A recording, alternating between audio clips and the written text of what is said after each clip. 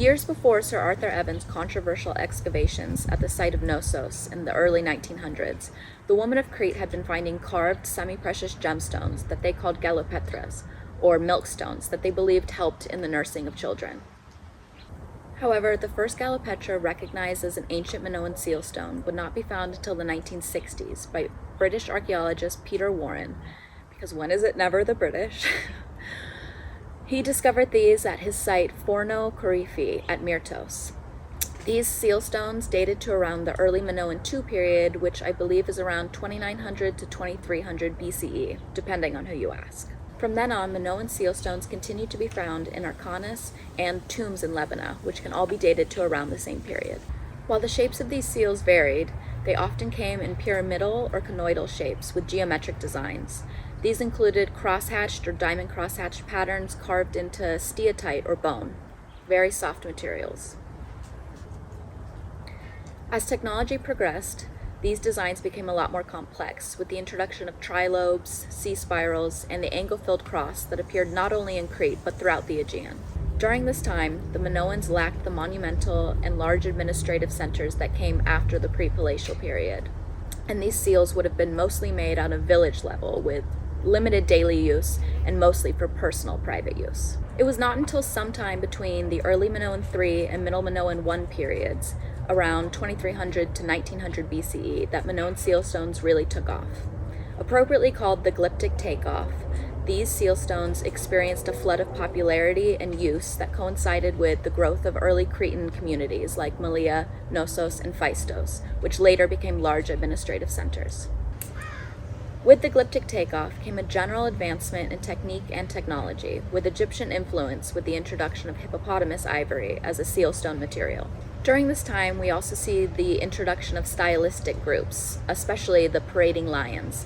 This involved concentric circles of lions walking around the seal, or parading around the seal. The parading lion seals were often made of hippopotamus ivory, an expensive imported material, suggesting that their use may have been limited to those of a higher elite status.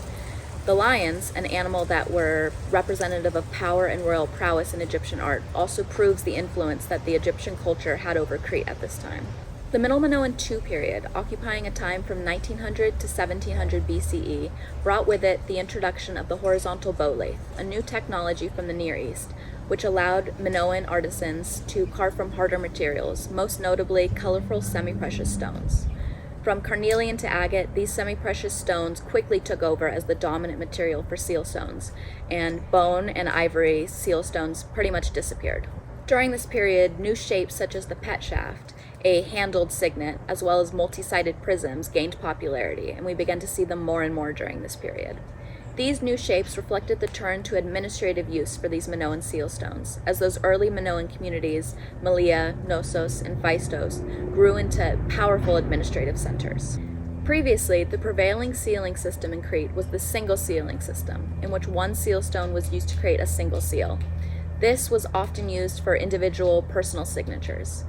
However, Zachros soon adopted the multiple sealing system, using those pet shaft and multi-sided prisms to include multiple seals on a single sealstone.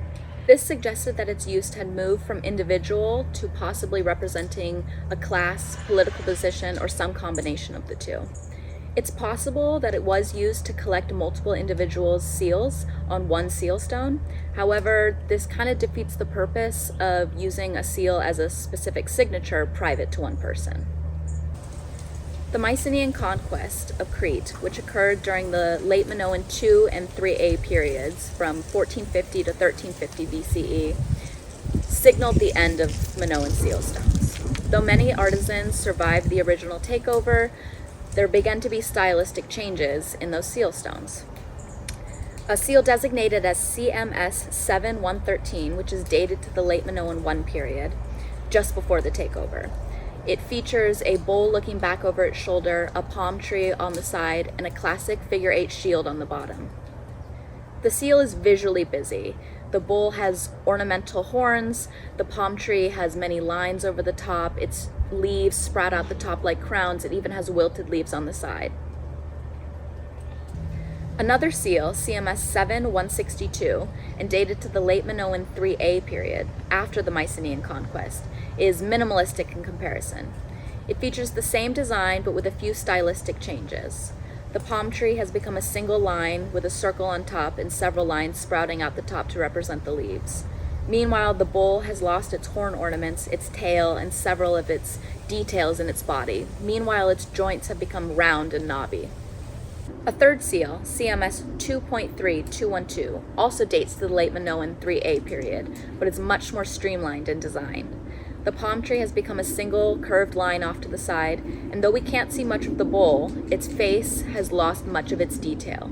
The stylistic changes present in these seals, possibly due to Mycenaean influence, continues through the late Minoan 3A period, until the destruction of Knossos in late Minoan 3B period, after which we see an abrupt end to the creation of all Minoan seals. While the full record of Minoan Sealstones only occupies a short period of time, from early Minoan 2 to late Minoan 3B periods, their impact as a bureaucratic experiment is what allowed Minoan civilization to flourish as an administrative power. I'm done, thank you.